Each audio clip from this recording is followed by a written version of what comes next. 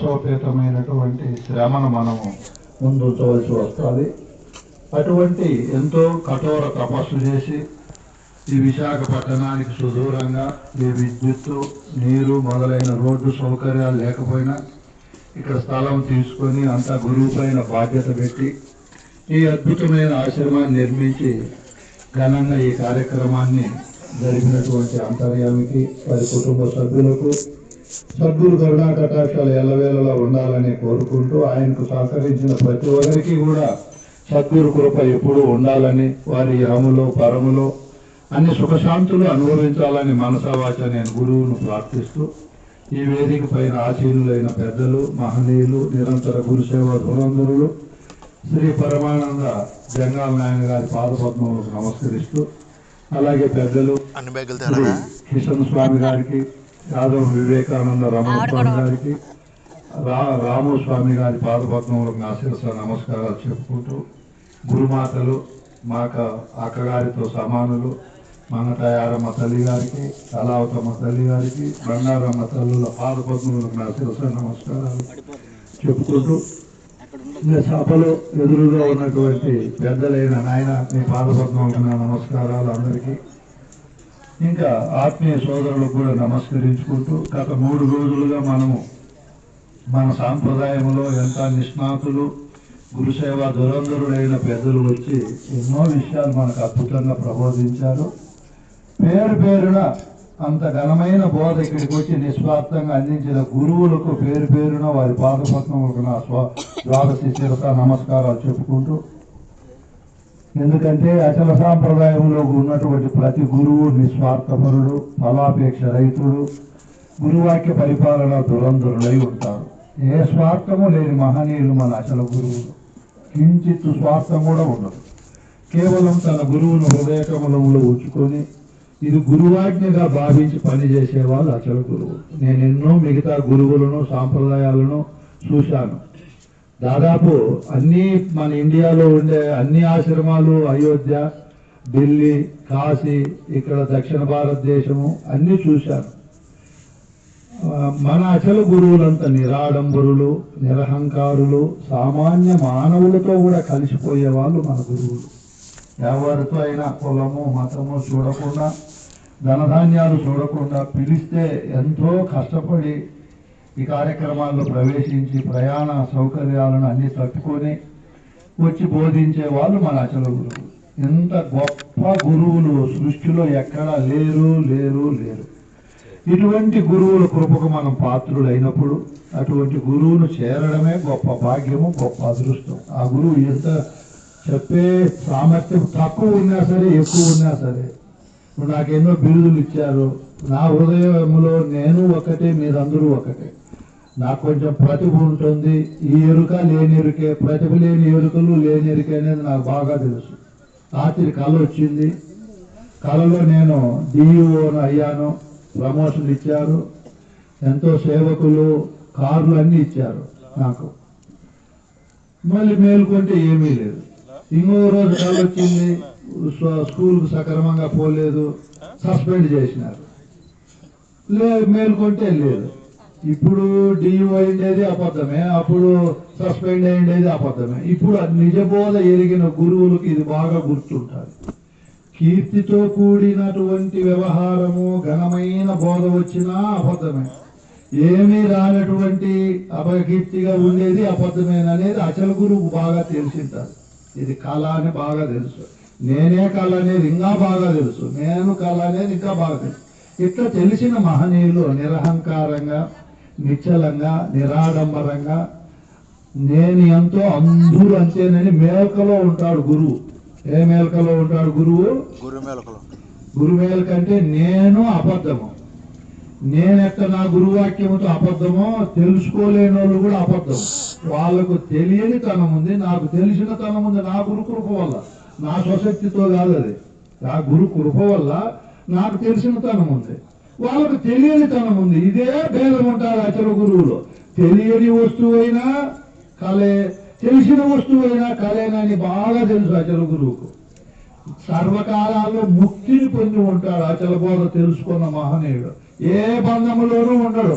నేను గురువులు అనే బంధంలో ఉన్నాడు, నేను గొప్ప అనే బంధంలో ఉన్నాడు, వాళ్ళు తక్కువ అనే బంధంలోనూ ఉన్నాడు. భావం అభావమై నిరతము ఒక రీతి ఉంటాడు అచల గురువు. ఇట్లా అచల గురువు దగ్గరికి మనం వచ్చి బోధ వినాలి అంటే క్రమం ఉంటుంది మన సాంప్రదాయంలో. కొంతమంది చెప్తుంటారు శివరామ దీక్షితులు దీక్షితీయములో ఆయన పిపీలక మార్గం బోధ చేయలేదు, విహంగ మార్గంలో బోధ చేశాడు అని చెప్పారు. శివరామ దీక్షితుల దగ్గరికి పోయిండేది సామాన్యులు కాదు, మహాపండితులు పోయారు. పండితులు పోయి వాళ్ళు ఏమి తెలుసుకున్నారో అది ఆయన ముందుంచినప్పుడు వాటన్నింటినీ నిరసన చేశాడు. ఆయన రాసిండే గ్రంథం కాదు అది దీక్షితేమో. ఆయన శిష్యులు ఆయన చెప్పిండే మాటలు విని రాసుకున్నారు. దీక్షితులు స్వహస్తంతో రాసిండే బోధ కాదు అది, శిష్యులు ఆ మాటలు చెప్పారు. ఇప్పుడు నీ కందార్థాలు భద్రాది రామశతకం భావార్థం రాశాను బుక్, అది నాది కాదు, అది బాగా సుబ్బరాయ స్వామి చెప్పిండే బోధ అదంతా. మళ్ళీ నేనేదో కొంచెం కొంచెం కల్పించిన దాంట్లో మన గురువులదే అదంతా మందేముంది. అక్కడ శివరామ దీక్షితులు చేసిండే గ్రంథము ఆయన సొంతంగా రాసిండేది కాదు దీక్షితేమో. ఆయన శిష్యులు మహాపండితులు, వాళ్ళు భగవద్గీత చదివారు, బ్రహ్మసూత్రాలు చదివారు, వేదాలు చదివారు, సాంప్రదాయ భాష్యాలు శంకర భాష్యాలు, రామానుజ భాష్యాలు, వివేకానంద స్వామి ఇటువంటి వాళ్ళందరి గ్రంథాలు చదివి ఆ తరువాత పోయినారు శివరామ దీక్షితుల దగ్గరికి. నేనే పరమాత్మని తెలుసుకున్న వారు పోయినారు. వాళ్ళు పోయినప్పుడు ఆయన అన్ని నిరసన చేసుకుంటా వస్తాడు. సమాధి గొప్పది అంటే సమాధి గొప్పది కాదని దానిపైన లోపం చూపిస్తాడు ఆయన. తరువాత కులం గొప్పది అన్నప్పుడు నిరసన చేస్తాడు. ఎక్కడైనా గొప్పది, ఏ కులము గొప్పది కాదు, మానవులంతా సమానమే. ఆవుల్లో ఏమన్నా గొప్పవి తక్కువవి ఉంటాయి, పక్షుల్లో జంతువుల్లో, మనుషుల్లో అజ్ఞానంతో పెట్టుకున్నారు. ఏ మనిషి అయినా పంచిపోతాలతో తయారయ్యేదని అద్భుతంగా రాశాడు. అహంకారమే గొప్పదన్నారు, దాన్ని తీసుకొని నిరసన చేశాడు. చైతన్య నిరసన, శరీర రహిత నిరసన, సకల మత నిరసన, ద్వైతాద్వైత నిరసన, భావాభావ నిరసన, అద్వైత శంక నిరసన, ఇట్లా నిరసనలు చేశాడు. దాంట్లో దోషాలు చూపించాడు. శిష్యులకి యథార్థం తెలియజేశారు. పరిపూర్ణాన్ని నిరూపిస్తూ ఎరుకల నిరసన చేస్తా పోయినాడు ఆ బోధలో. మళ్ళీ క్రమంలో పరశురామ నరసింహదాస్ స్వామి దగ్గరికి వచ్చినప్పటికీ ఆయన భూమండలం బాగా పారచూశాడు. పారచూసి మా దీక్షితీయం చదివేకి అందరికీ అర్హత ఉండదు, అది మహాపరమాత్మ స్థానానికి వచ్చిన వాళ్ళకి అది అర్థమవుతుందని ఆయన లోక కళ్యాణాన్ని కాంక్షించి సర్వమానవులు ముక్తిని మోక్షాన్ని పొందాలనే సుసంకల్పంతో పండితులు జిల్లాకంతా 2-3 కూడా ఉండరు, పామరులే లక్షల్లో ఉంటారు, పండితులకైనా ఈ బోధ పామరులు కూడా ఉండాలనే మంచి భావనతో ఈ సృష్టి యొక్క ఆనందాన్ని, సృష్టి యొక్క బంధరహితాన్ని కోరి ఆయన అద్భుతమైన గ్రంథరాజము రాశాడు, భద్రాది రామశతకము. అది అద్భుతమైన గ్రంథం. సృష్టి ఎలా ప్రారంభమవుతుంది, సృష్టి కారణ వస్తువు సృష్టి రాకపూర్వం ఎలా ఉంటుంది, ఆ సృష్టి కారణమైన పరమాత్మ వస్తువు సృష్టిలోకి వచ్చిన తరువాత ఎట్లా బంధింపబడుతుంది అని 45 పద్యాల వరకు క్రమం రాశాడు. ఆ సృష్టి బంధములో బంధింపబడిన వాడు మోక్షాపేక్ష కలిగి ఎన్ని జన్మలు ఎత్తినా ఎంత వ్యవహారం చేసినా ఒక రోజు మనం పోయేదే కదా అని తన దేహము పైన, ప్రపంచం పైన కాదు, వైరాగ్యము కలిగి తాను అనిత్యమనే భావనతో గురువు దగ్గరికి పోయినప్పుడు గురువు బోధించే క్రమం అందులో అద్భుతంగా ఉంటుంది. ఎందులో పరశురామ నరసింహదాస్ స్వామి రాసిన భద్రాది రామశతకంలో సృష్టి క్రమము కలిగి సృష్టిలో బంధాన్ని పొంది బంధ విముక్తి కావాలి అనే ఒక సంపూర్ణ అధికారైన శిష్యుడు గురువు దగ్గరికి పోయినప్పుడు ఆ గురువు గారు బోధించే క్రమం ఎట్లుంటుంది, నిరసన చేయడం మొట్టమొదటే. వీళ్ళకి నిరసన చేసిన అర్థం కాదని బోధ క్రమం అంతా రాసుకుంటా వచ్చాడు ఆయన. అష్టాంగ యోగాలు గురువు దగ్గరికి వస్తానే గురువు శిష్యునికి మొట్టమొదటి అష్టాంగ యోగాల గురించి చెబుతాడు. ఆయన అష్టాంగ యోగాల్లో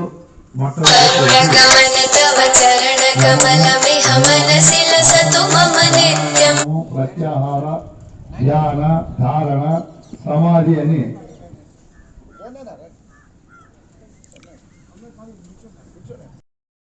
రోజు పాటించవలసినది. ఈ పరిపూర్ణ బోధ తెలుసుకునే వాళ్ళే కాదు, ఈ బోధ తెలియని వారు కూడా ఎవరైనా సరే మానవుడై పుట్టిన తర్వాత రోజు శౌచము, సంతోషము, తపస్సు, మౌనము, ఈశ్వర ప్రణిధానము ఇవి ఏ విధంగా పాటించాలనో చెప్తారు. ఇంకా ఆసనము మరియు ప్రాణాయామము, ప్రత్యాహార, ధ్యాన, ధారణ, సమాధులు చెప్పి ఆ తరువాత గురువు మనకు మొట్టమొదట చతుర్విధ యోగాభ్యాసాలు చెప్తాడు.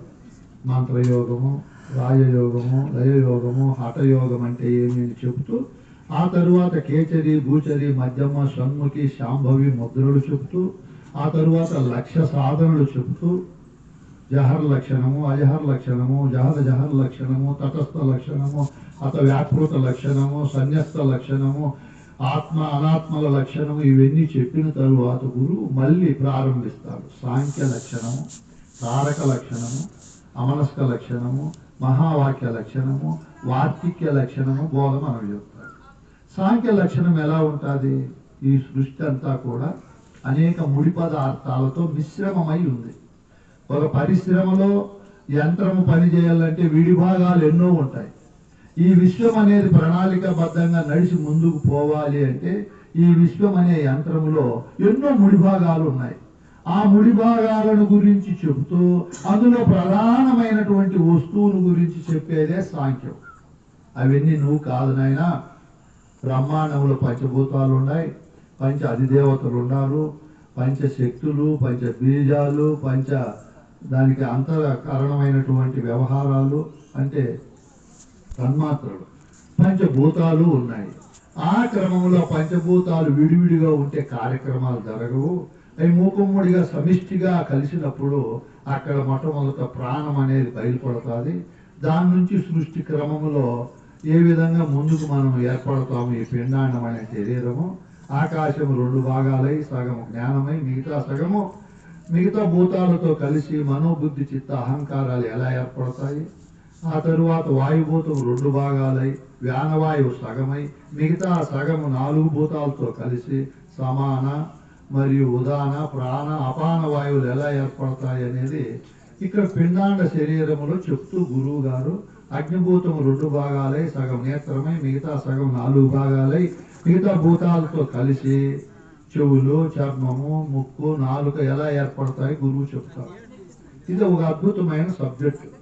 ఎప్పుడైనా మనం కలుసుకున్నప్పుడు నాకు 1 గంట 2 గంటల సమయం ఇస్తే బ్రహ్మాండ సాంఖ్యం ఎలా ఉంటుంది, పిండాండ సాంఖ్యం ఎలా ఉంటుంది మేము మా గురువుల ద్వారా బాగా తపస్సు చేసి తెలుసుకున్నాం కాబట్టి మీరు వింటే మీకు కూడా బాగా వస్తుంది అని మా భావం. అంతే, మేమే చెప్పి కీర్తి పొందాలని కాదు. మా సంకల్పం ఏమి, మా గురువులు మా ఇంటికి వచ్చి బోధ చెప్పినప్పుడు ఆ రోజుల్లోనే నేను 5 లక్షల రూపాయలు డబ్బు ఖర్చు పెట్టి బెంగళూరు పోయి ఫోటోగ్రాఫర్ను తీసుకొని వచ్చి సీడీలు, మెమరీ కార్డులు తయారు చేసి నేను ఎలా తెలుసుకున్నానో అందరూ అలా తెలుసుకోవాలనే సుసంకల్పంతో ఆ మహాయజ్ఞం చేశాం.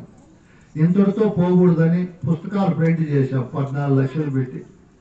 అది ఎంతో మందికి మోసుకుంటా మా తమ్ముడు మా అక్క అయితే నీకేం కర్మ నాయనా, అమాలియాకి అట్లా మోసుకొని పోతున్నావు 500కు 1000కి ఆశపడి అని తప్పు పడతారు. దాంట్లో పెట్టిండే పెట్టుబడికి వడ్డీ కూడా రాలా మాకు.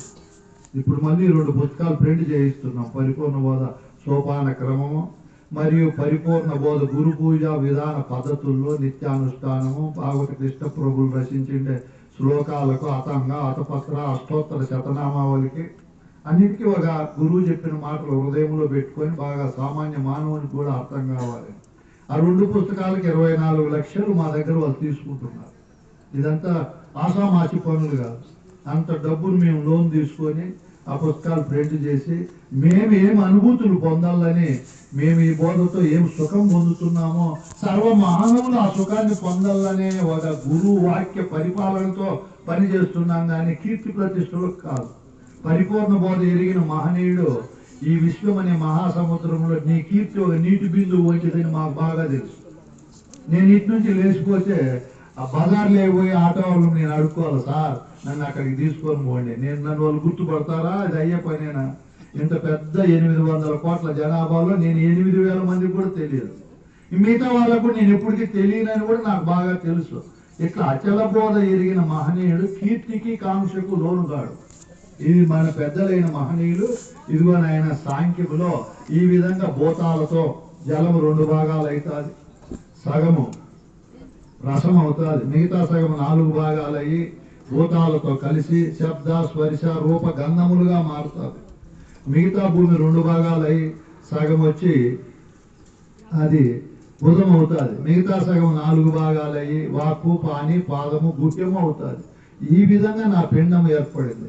గురువు చెప్తాడు మిగతా పిండాలు కూడా అట్లే ఏర్పడతాయి. బ్రహ్మానంద రెడ్డి, నువ్వు సాంఖ్యము తెలుసుకున్న తరువాత కులాభిమానం ఉండకూడదు, పురుషాధిక్యత ఉండకూడదు, సమాజంలో ఏ విధమైన అభిమానము ఉండకూడదు. నీ దేహం ఎట్లా ఏర్పడిందో అన్ని దేహాలు అట్లే ఏర్పడినాయి. నీ దేహం ఎట్లా పని చేస్తాదో అన్ని దేహాలు అట్లే పని చేస్తాయి. నీ వాక్కు పని చేయాలంటే వెనుక భూతాల సమిష్టి యొక్క తత్వము, ఆ జ్ఞాత అధిదేవుడు ఉన్నాడు కూటస్థుడు, ఆయన ప్రేరేపణతో ఆ జ్ఞానం పనిచేస్తూ అది శరీరం సర్వాంగంలో ఉండే సమాన వాయువుతో కూడుకొని ఏ విధంగా 16 రకాల శబ్దాలు చెవులతో తీసుకొని నోటితో మాట్లాడుతుందో అన్నీ అట్లే పని చేస్తాయి. ఒకరికి ఈ విధంగా వారికి ఆ విధంగా ఉండదని సాంఖ్య ప్రబోధను బోధించి మనకు సరసమైనటువంటి భావాన్ని అన్ని భ్రమలను భ్రాంతులను పోగొడతాడు గురువు. నిన్న ఒక గురువు మంచి బోధ చెప్పాడు అక్కడ, సమిష్టి బోధానంద చంద్రశేఖర్ దీక్షితులు పరిపూర్ణ బోధ గొప్పతనం గురించి వక్కానిస్తూ, నాయనలారా పరిపూర్ణ బోధ గురువులు వస్తువు ఉంటేనే పేరు పెట్టి మాట్లాడతారా, కల్పిత వస్తువులను కల్పించరు. భూమండలంలో అందరూ కల్పించుకొని మాట్లాడుకుంటున్నారు వస్తువు లేకపోయినా కూడా. దయ్యం అనేది ప్రామాణికంగా భూమండలంలో ఎక్కడా లేదు. ఉందని ఎన్ని మంత్రాలు తాయెత్తులు నా దగ్గర కూడా వస్తారు ఎంతో మంది మంత్రించుకునేది. నేను సరైన ఆయన అని మంత్రించి పంపిస్తాను, ఫీజు గీజు ఉండదు, దానికి వాళ్ళు సంతోషపడుతున్నారు. మంత్రంలో మజా లేదని మనకు తెలుసు, వాళ్ళకి తెలియదు కదా. దయ్యమే లేదు భూమండలంలో, యమగణము లేదు, రావుకాలము లేదు, వాస్తు అంతకంటే శుద్ధాపద్ధము ఉన్నాయని వాళ్ళు చెప్పి మనలో భ్రమలు నింపినారు. ఆయన మంచి బోధ చెప్పాడు చంద్రశేఖర్ దీక్షితులు. చూడు ఇట్లా సభలకు వస్తే మనకి ఎంత ఉపయోగం ఉంటుంది. మనలో మన పరిపూర్ణ బోధలో వస్తువు లేకపోతే, వస్తువు లేని దాని గురించి మనోళ్ళు చెప్పరు. ఏం వస్తువులు ఉన్నాయో పరిపూర్ణం ఉంది దాని గురించి చెప్పారు, ఎరుక ఉంది దాని గురించి చెప్పారు, పరిపూర్ణానికి ఎరుకకు మధ్యలో జగత్తు శరీరం ఉంది వీటిని గురించి చెప్పారు. నీకు అతను బాగా చెప్పారు, నువ్వు ఎక్కడి నుంచి వచ్చావో ఎలా ఉన్నావు మళ్ళీ తిరిగి ఎక్కడికి పోతావో. భూమండలంలో ఏ మతము ఏ గురువు చెప్పలేరు. సూచక వాచక బోధ నిషిద్ధ విహిత కార్య కర్మ ఎన్నో రకాల గురువులు ఉన్నారు. అసలు గురువు తప్ప ఎవరు చెప్పలేరు. ఇన్ని రకాల వస్తునిచ్చే ప్రబోధ సాంఖ్యం వింటే ఇంత ఫలితం ఉంటుంది. ఆ తరువాత తారకం, నువ్వు పరమాత్మ అని గురువు నిశ్చయం చేస్తాడు. పరమాత్మగా ఎందుకు ఉండలేకుండా ఉన్నావు అంటే యోగ మార్గములో ఇక్కడి నుంచి క్రిందికి ఉండేదాన్ని పిండాండము అంటారు. పిండాండములో ఏ విధంగా ఈ నేననే పరమాత్మ పని చేస్తూ తన స్వరూపాన్ని మరిచిపోయిందో కుండలి యోగము ద్వారా మూలాధారం స్వాధిష్టానం మణిపూరకణ అత విశుద్ధ ఆగ్నేయ చక్రాలలో గణపతిని బ్రహ్మదేవుని విష్ణువును రుద్రుని ఈశ్వరుని సదాశివుని ఏ విధంగా వశం చేసుకోవాలో కుండలి యోగంలో చెప్తారు. ఇక్కడ కీడెరిగి వాత వెరకల్లని నిన్నగాక మొన్న కథ చెప్పారు. బలిబాబుని ఆ కథ ఈ మన సభల్లోనే ఒకరికి తేలు కొట్టింది. గురువు దగ్గరికి పోయినాడు, స్వామి విభూతి మంత్రించి ఇచ్చు ఈ నొప్పి తగ్గిపోవాలని. విభూతి ఇచ్చాడు. నాయన ఇంటికి పో, దారిలో అయితే కారిపోతుంది రాలిపోతుంది, కరిసిన చోటు పెట్టుకొని పడుకోపో అన్నాడు గురువు. ఈయనేం చేశాడు, తన శరీరంలో కరిసిన చోటు కాకుండా ఆ తేలు కరిసిన ప్రదేశంలోకి అతనికి పెట్టేసినాడు బూడిద. వృద్ధుని వచ్చి గురువు పైన రంపుకు పెట్టుకున్నాడు. నీ మంత్రంలో పవర్ లేదు, నీ విభూతులు ఏం పవర్ లేదు, నాకు నొప్పి తగ్గల, ఇంకా వాపు ఎక్కువ అయిపోయింది. నేను ఇది కాదు కదా నాయన, గురువుని నేను హృదయంలో పెట్టుకొని ధ్యానించానే, గురు కృప బాగుండాలనే. ఇప్పుడు మనకు గురు కృపే ఉంటుంది సృష్టిలో, వేరే వాళ్ళ కృప ఉండదు. ఎందుకు చెప్పండి? గురువు సాక్షాత్తు పరమేశ్వరుడు, సృష్టికి పరంధాముడు. ఆయన పాదం మనం పట్టుకునేవాడు. ఆయన గురుస్థానంలో అఖండ చేతన బ్రహ్మస్వరూపుడై ఆశీర్వచనం ఇస్తాడు మనకు. 30 దేవతలు ఆశీర్వచనం ఇవ్వలేరు. ఎన్ని సముద్రాల్లో మునిగిన పాపం పోనే పోదు. గురువు దగ్గరికి వచ్చి పాదం పట్టుకుంటా అంటే 100,000,000 జన్మల పాపాలు కర్మలు తెలియని అజ్ఞానము పటాపంచలైతే గురువుకు టెంకాయ కొట్టనవసరంలే, పూలహారం వేయనవసరంలే, 10 రూపాయలు దక్షిణ ఇవ్వనవసరంలే. గురువు పాదం పడతానే గురువు తాను అఖండ చేతన స్వరూప స్థానంలో అధిరోహించి ఆ సింహాసనం పైన కూర్చొని మనకు ఆశీస్సులు ఇస్తాడు. ఖచ్చితంగా 100కి 100 ఫలిస్తుంది. నేను ఇంత ఎడజరిపి లేకుండా గురు ప్రయాణాలు చేస్తూ గురు పూజలు పోతూ ఇన్ని పుస్తకాలు రాస్తూ మళ్ళీ పిల్లలకు చదువు చెప్తూ ఇంట్లో భార్య లేదు అన్ని పనులు చేస్తూ ఇంత విజయవంతంగా ఆరోగ్యంగా ఉండాలంటే ఎవరి కృప ఉంది నా దగ్గర? గురుకృప. అద్భుతంగా పనిచేస్తా ఉంది గురుకృప. మీకు కూడా అట్లా ఖచ్చితంగా అందరికీ చేస్తారు. ఈ విధంగా గురుకృప. వాడు ఆశ్చర్యపోయినాడు. నువ్వు కలిసిన చోట బెటరా ఇక్కడ అంటే పోయి అది కుట్టిండే ప్రదేశంలో పెట్టి ఎట్లా పోతాడు పెట్టే కూడా. చూడు ఎట్లా బోధలు చెప్తారు మన గురువులో. కీలేరికి మార్పు జరగమన్నారు మనోళ్ళు. ఓహో, ఈ జ్ఞాన మార్గంలో గురువు తారకాన్ని బోధిస్తాడు.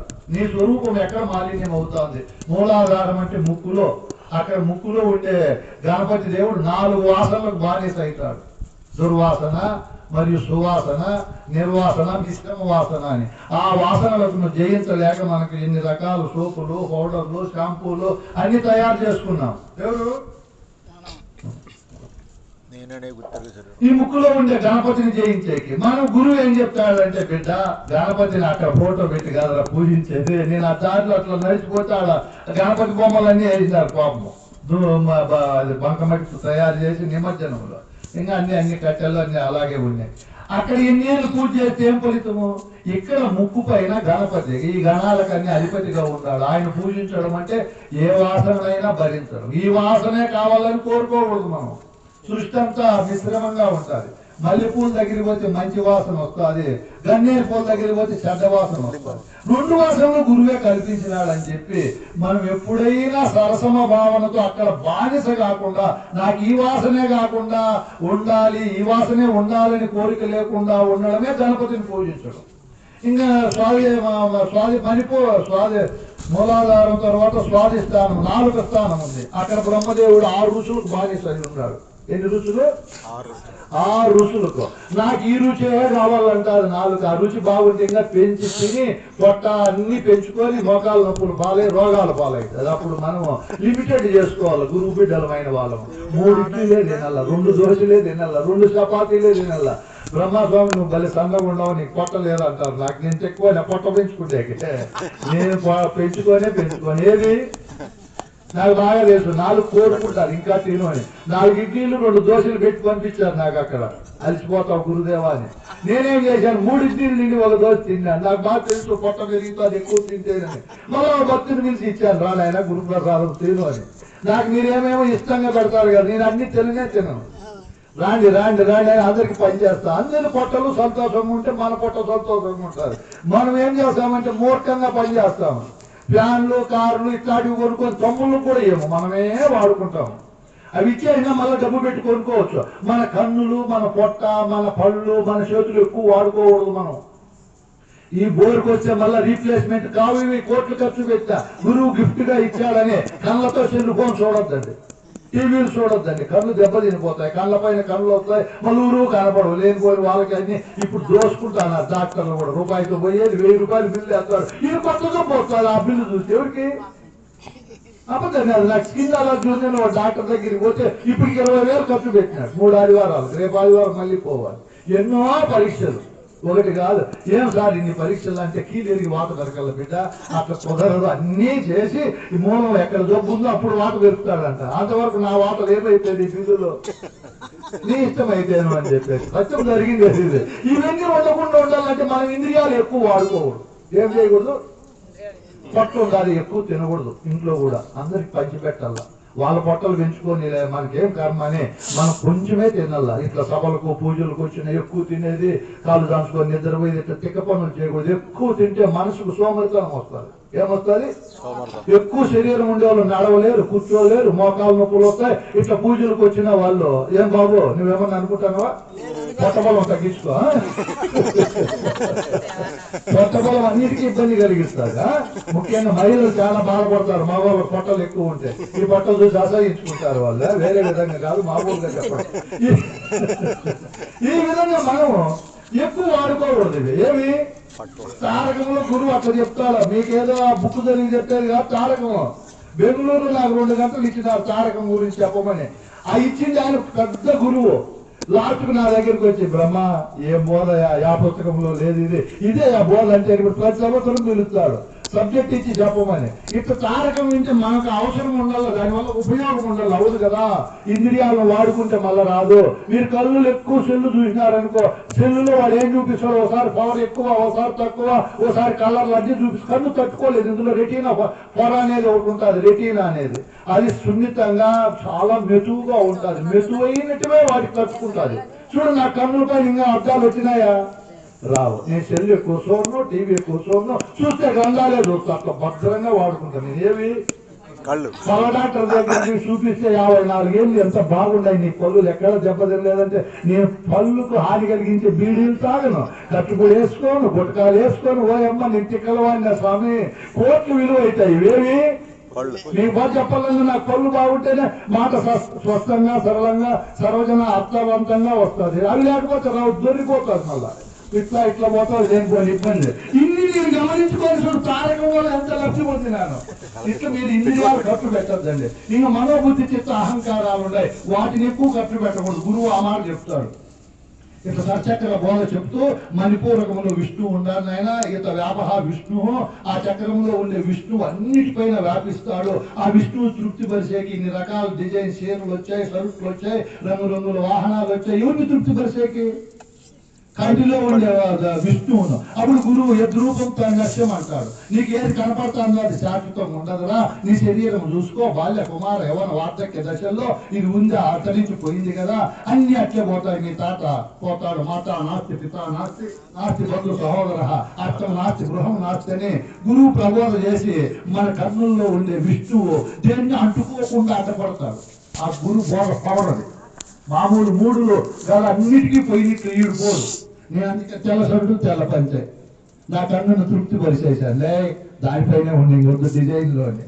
మా ఇంట్లో కూడా ఏం డిజైన్లో ఉండవు, తెల్ల సున్నం ఉంటుంది. ఆ కన్ను మూసుకుంటే మన స్వాధీనంలో పెట్టుకోవాలి. ఏమి ఈ తారక బోధ ఎవరు బాగా వింటారో అక్కడుండే దేవతలను ఆయన వశం చేసుకుంటాడు. గణపతి, బ్రహ్మ, విష్ణు, చర్మం పైన ఉండే రుద్రుడు, చెవుల్లో ఉండే ఈశ్వరుడు, ఈ భూమధ్య స్థానంలో సదాశివుడు ఉన్నాడు. ఇదే అంతా చెప్తే సమయం ఎక్కువ అవుతుంది కాబట్టి అక్కడ మనస్సు, బుద్ధి, చిత్తం, అహంకారం అని 4 ఉన్నాయి. మనస్సును నిరోధించేకి 1,25,000 యోగ సాధనలు వచ్చాయి. బుద్ధిని నిరోధించేకి ఎన్నో మతాలు వచ్చాయి. చిత్తాన్ని నిరోధించేకి బాహ్య భక్తి 9 రకాలు, అనన్య భక్తి, ఏకాంత భక్తి వచ్చింది. అహంకారాన్ని నిరోధించే సప్తకోటి మహామంత్రాలు వచ్చాయి. అవి అవి నిర్మలంగా ఉండవు. ఏవి? మీరిద్దరు బలి నవ్వుకుంటున్నారు, నాకు బలి సంతోషం ఉంది. ఆయన కొత్త దాచుకుంటానవా? నాకు దాచుకునేది కాదు, నువ్వు దాచుకునేదిగా తిండి. బాగా జిమ్ముకు పో, బాగా నడుచువా, సంతోషం. నా మళ్ళీ తీసేసావు నా ఫోటో. స్వామి ఇట్లా చెప్పినాడు, అట్టే పెట్టిన ఆయన కోపగించుకోవద్దు నా పైన. మీరు పెట్టండి. నాకు ఒకరు అభిమాని, ఆయన కూడా అభిమానే. వాస్తవం చెప్పాను కాబట్టి నేనంటే ప్రేమ ఆయన కూడా. నీకెంత నీ పైన నాకు ప్రేమ ఉంటే అవన్నీ చెప్తాను నేను. నా మాటలు కఠినంగా ఉన్నా మీకు మేలు కలిగిస్తే. ఈ విధంగా మనం ఎక్కడున్నాం బోధలో? గురువు మాత్రం పైన ఉన్నాడు, వాటిని స్వాధీనం చేసుకుంటాడు. ఎంత మరించిన ఏనుగైనా మావిటి వాని చేతుల్లో ఉండిపోతుంది. బలీయమైన జాతి కుక్క అయినా ఎవరి చేతిలో ఉంటుంది? యజమాని చేతిలో ఉంటుంది. సర్కస్ నడిపే వాని చేతులు పులులు, సింహాలు ఉంటాయి. అట్లా గురువాక్యాన్ని ఎవరైతే పట్టుకుంటారో వాళ్ళకు స్వాధీనం అయిపోతాయి. సదా శివుడైనటువంటి ఆయన సన్నిధానంలో ఉండే అంతరేంద్రియాలు 4ను గురువు ఈ విధంగా బోధించి మాలిన్యము కాకుండా చేస్తాడు. ఆ తరువాత సహస్రారంలో నిజస్వరూపమైన గురువు ఎలా ఉన్నాడు, ఆ గురువు ఎందున్న ఈ సృష్టి అంతా ఎలా కనపడుతుంది, అది ఏడా పింగళ సుషుమ్న నాడుల మధ్య పైన అక్కడ సరస్వతి ఎలా ఉంది, గంగా నది ఎలా ఉంది, ఆ తరువాత అక్కడే వేదాలు, ఉపనిషత్తులు, సప్త ద్వీపాలు, లోకాలు, చతురాననములు, పంచభూతములు, నాద బిందు కళలు అన్నీ అక్కడే ఉన్నాయి. ఆయన బావటి కృష్ణ ప్రభువులు కూడా సాక్షి మాట చెప్తాడు. ఎరుకతో వచ్చిన విశ్వము, ఎవరితో వచ్చింది సృష్టి? సహస్రారంలో ఉండే గురువు అన్నా ఎరుకన్నా 2 ఒకటే. ఆ స్థానంలో సృష్టి వచ్చింది నాయన. నువ్వు ఆ స్థానంలోనే నిష్ఠా గరిష్ఠుడివై నీ స్వరూపాన్ని మరవకుండా ఉండడమే తారక స్వరూపం. తన నిజ స్వరూపాన్ని బోధించి మాలిన్యము కాకుండా చేస్తారు. ఏది? తారక బోధ. అంత గొప్ప ఊరికైనా ఉన్నది పరిపూర్ణం, లేనిది ఎరుకంటే కుదరదు స్థితి. వాళ్ళు పొద్దుబాగా చెప్పినారు మన గురువులు. ఎంతో తపస్సు చేసి, ఆలోచన చేసి ఎరుకను సర్వ విధాలుగా దాన్ని బలి ఏమో లేకుండా బలహీనపరచాలంటే ఇన్ని రకాల బోధలు వినాల. ఈ బోధలన్నీ ఎందుకు పని లేక అంటారు. బోధలు అన్ని పని ఉండే చెప్పినారు మన గురువులు. వినే వాళ్ళకే ఓపిక లేనప్పుడు చెప్పే వాళ్ళకే కర్మ ఉంటుంది ఆయన. వినేవాళ్ళు తొందరపడినా అజ్ఞానంలో ఉండినా చెప్పేవాడు ఇన్ని కోణాల్లో బోధ చెప్పి ఏదో విధంగా ఆయన ఎరుకను బలహీనం చేయాలి. బలీయమై ఉంది, అండపిండ బ్రహ్మాండాల మధ్యలో ఎరుక ప్రకాశిస్తా ఉంది, ఎన్నో కోణాల్లో విజృంభిస్తుంది. అదేది ఎరుక. నేను ఎరుకను తీసేసినాను, ఎరుకను విడిచేసినాను అని ఒక గురువు. చాలా సంతోషం స్వామికి, నీకంటే గొప్ప వాళ్ళు ఎవరున్నారు అంటే.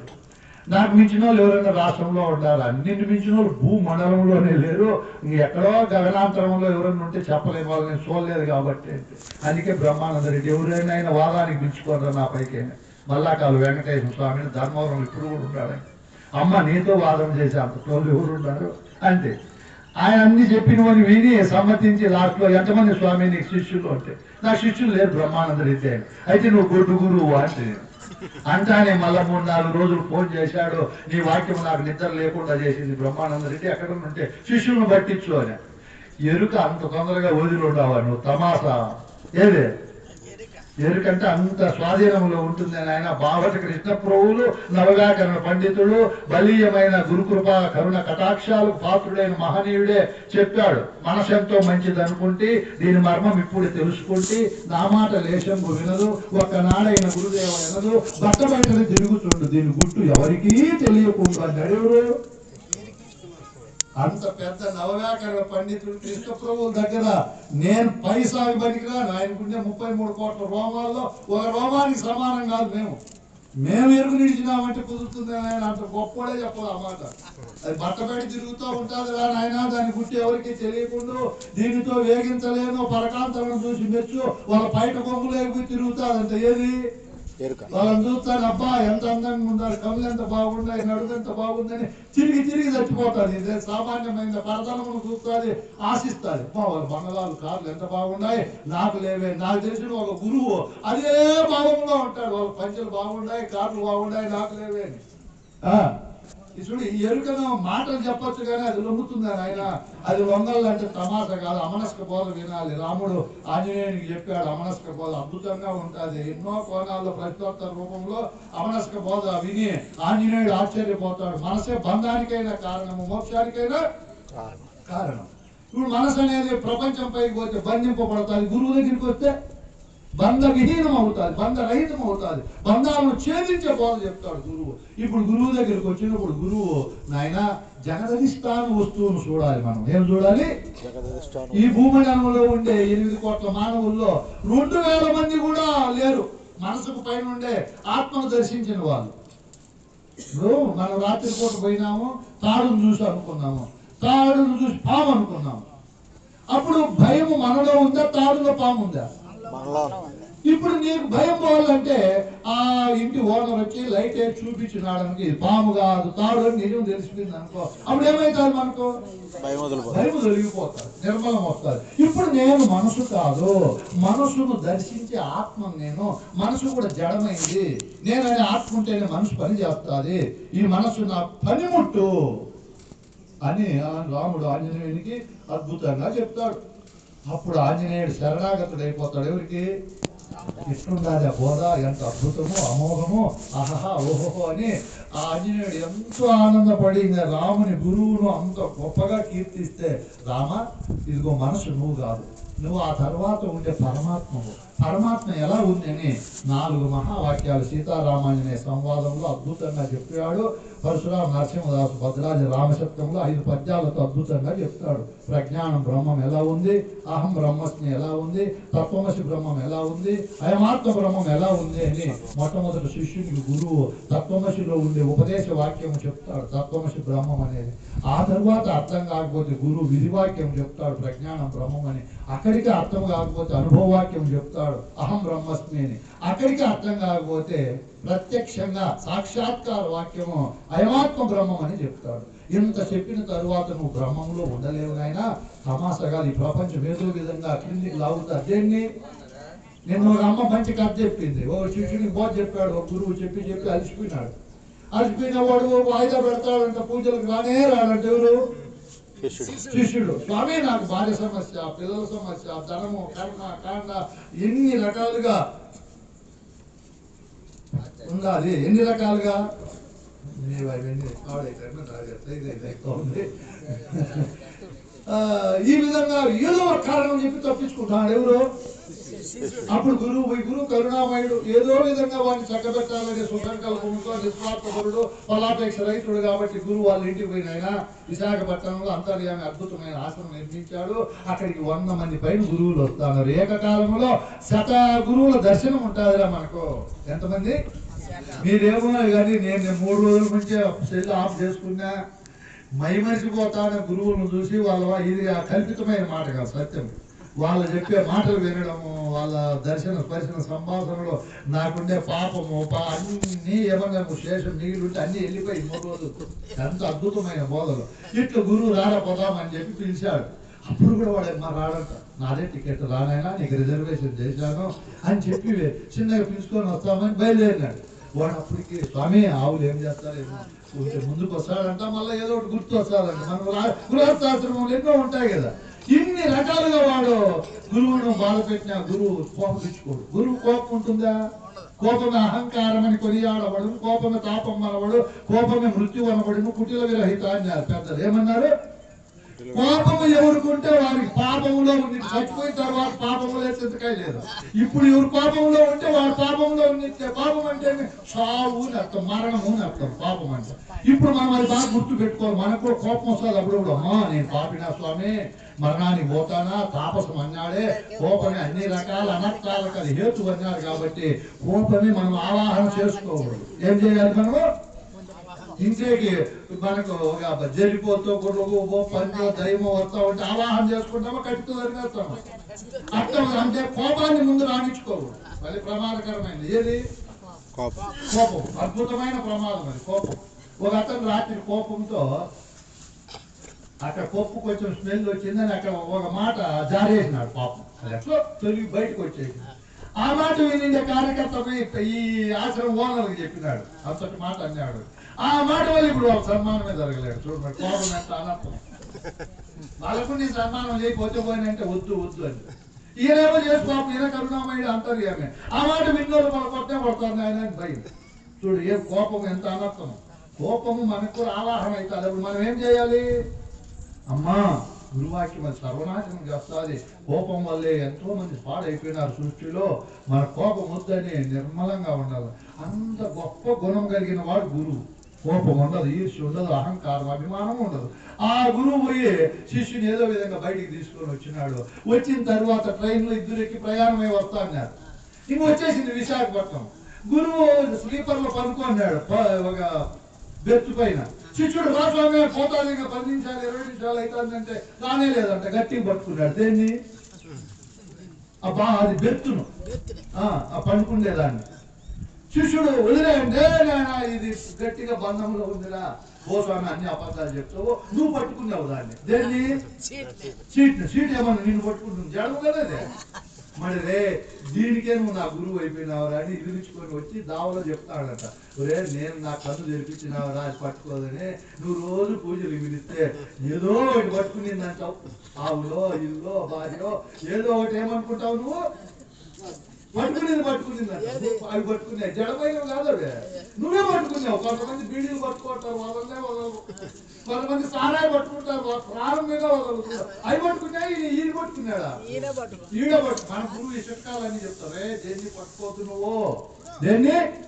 మా గురువు చెప్పాడు, నాకు సత్యం చెప్తున్నా. బ్రహ్మానంద రెడ్డి శిష్యులను కూడా నువ్వు పట్టుకోవద్దు నాయన, ప్రమాదం అన్నాడు. 3 సార్లు చెప్పాడు ఆ మాట. మళ్ళీ నేను ఎందుకని అడగల. నేను బాగా ఆలోచన చేయాలి. అది ఎంత ప్రమాదమో నాకు బాగా అర్థమైపోయింది. వాళ్ళు చెప్పిన మాట ఏంద్రో మన స్థితి చెడిపోతుంది, వాళ్ళపై దాడి చేయాలి. ఎందుకు వచ్చిన గొడవ? యాది పట్టొద్దు, నాకు ఆశ్రమం వద్దు, ఈ గురుస్థానం వద్దు, రామాయణం చెప్పమంటే చెప్పేది వద్దంటే ఇప్పుడు కూడా నన్ను అన్ని చెప్పమన్నాడు. రాత్రి చెప్పమన్నాడు, లేదంటే ఈ గురువుతో చెప్పి వినేదే స్వర్గము, చెప్పేది నరకం. ఆయన చూడు స్వామి పుడతా ఉంది, అలసట వస్తుంది, వాడు తినే 3 ఇడ్లీలు అప్పుడే అయిపోయింటాయి. నాకు మళ్ళీ లేకపోతాడు, ఏదో వాళ్ళు అడుక్కోవాలి. ఆ పండు ఎక్కడ రాడమ్మా అని. అట్లా నేను కూడా మొన్న అడుక్కున్నాను. నేను రామాయణాలు వింటే అంతకంటే ఏముంది నాయన. చెప్పినా నేనేమో ఇప్పుడు బోధ ఏమన్నా నాకు గణకీర్తి చేస్తాడని బిరుదు ఇచ్చినాడు అనుకో పర్వాలే. ఎవరు నేను కూడా ఇంటికి అబ్బబ్బా ఎంత బిరుదు అని ఆనందపడదు. డబ్బు బంగారుతో కంటే ఆ బిరుదు ఆయన మహా తెలివైన వాడు అంటారు. బిరుదులతో తృప్తి పొందుతాడు. ఆ బిరుదు ఇచ్చే బదులు 5,000 కవర్లు పెట్టి సేపు అదే ఉపయోగం. ఈ బిరుదు ఉపయోగం ఖాళీ పార్టీ పేద పార్టీ డబ్బు వెళ్ళదు. ఎవరు ఆశ్రమం కట్టినారు కదా స్వామి, స్వామికి ఇబ్బంది కదా అంతా అడివి అని చెప్పి ఇట్లా నిన్న దారించిపోతే ఏమిరా స్వామికి ఇబ్బంది, దొంగలో కూలి కూడా పడదు. ఇక్కడికి వస్తే వాళ్ళిద్దరు ముగ్గురు వస్తారు కదా, రోజుకి 500 కూలి కట్టేసి కొట్టిన ఉండీలో లెక్క ఉండదు. వాడి బ్యాంక్ బ్యాలెన్స్ లో ఉండదు, బీరవాళ్ళ సభ్యులు బంగారు కూడా లేదు. అంతా లోన్ పెట్టి తెచ్చి కట్టినాడు. మా ఆశ్రమంలో ఒకటి మా ఆశ్రమంలో ఉండి ఎత్తుకొని విన్నారు దొంగలు. ఆ దొంగలు కూడా నాకు తెలుసు, మా ఊరు వెళ్ళే మందు దగ్గర. ఆ వంగలే పగలు పుట్టినది అంతా ఎంచుకుంటే సెలవు 400 ఉందంట. నోట్లు నేను ఉండేనే ఉంది, నాకు అవసరం డబ్బు నా దగ్గర ఎప్పుడు క్యాష్ ఉంటుంది. 100-200 తక్కువ పని ఎవడల్లా ఉండి ఓపెన్ చేస్తాను నేను. నాకు గుర్తుంది కదా. దొంగలకు కూడా ఇప్పుడు బేగం వేసి వచ్చిన 4 రోజులు అయితే నా తమ్ముడు బేగం వేసిపోతావు, ఫ్యాన్లు అవి ఇవి ఫ్రిడ్జ్ లేనో ఎత్తుకొని పోయిపోయినా దాన్ని పట్టుకొని ఉన్నాను నేను. ఉంటే ఉంటాయి, పోతే పోతాయని తిరుగుతాను. ఒక్కటి కూడా పోవాలి. ఈ మధ్య పోతాయని భయపడితే వెళ్ళిపోతాయి. అయిపోతాయి పోయి ఆయుష్ బీపీ విరిగిపోతాయి. పైనేమో పోతే పోయి ఉంటే ఉన్ని ఆ గురువు తెచ్చి ఇచ్చినాడు. ఈ గురువు లేకపోయినాడు గురువు ఇక్కడ పోయింది అనుకుంటే మనస్ఫూర్తిగా చెప్పాడు. అప్పుడు గురువు చెప్పాడు, రే నువ్వే పట్టుకునేవారు అవన్నీ, నువ్వు పట్టుకోండి శాంతిని ఇవ్వలేవు. మనస్సు అన్నింటినీ పట్టుకుంటుంది. మనస్సే బంధకారణమైన వస్తువు. మనస్సు సంకల్పమే వేదాలు, ఉపనిషత్తులు, సత్శాస్త్రాలు, మతాలు. ఆత్మ సంకల్పంతో తయారైండేదే పరిపూర్ణ బోధ. ఇప్పుడు మీకు అర్థమైందా? మనస్సుతో తయారైండే బోధలు వింటే మనస్సు అక్కడే ఆగిపోతారు. మనసుకు అతీతమైనది ఎరుక, పరమాత్మ. ఆ ఎరుకతో తయారైండేది పరిపూర్ణ బోధ. దేంతో తయారైంది? ఎరుకతో. లేని ఎరుకతో తయారైంది. ఇంకా ముందుకు పోయి నీకు లేని ఎరుకంటే ఇంకా కొంచెం కష్టం అర్థమయ్యేది. లేని ఎరుకతో తయారైండేది పరిపూర్ణ బోధనైనా అని మా వార్తిక్యం బోధ చెప్పి సాలోక్య, సామీప్య, సారూప్య, సాయుధ్య, సాస్తిత్వ, విదేహ, కైవల్య ముక్తులన్నీ ఉంటాయి వార్తిక్య బోధలో. వీడు నిత్యముక్తుడు అయిపోతాడు. నిత్య ముక్తునికి ముక్తి ప్రసాదించేదే పరిపూర్ణ బోధ. ఎవరికి ముక్తిని ప్రసాదిస్తుంది? నిత్యముక్తుడికి. ఏ ముక్తి పొందినాడు? సాలోక్య ముక్తి, సామీప్య ముక్తి, సారూప్య ముక్తి, సాయుధ్య ముక్తి, సాస్తిత్వ ముక్తి, విదేహ కైవల్య ముక్తి, జీవన్ముక్తి. ఇన్ని రకాల ముక్తిని పొంది నేను నిలుపుకొని ఉన్నాడు. వాడు అన్నిటి నుంచి విడుదలై వచ్చినాడు, స్వచ్ఛమై ఉన్నాడు. వానికి ముక్తిని ప్రసాదించే పరిపూర్ణ బోధ. అంత గొప్పది ఈ పరిపూర్ణ బోధ.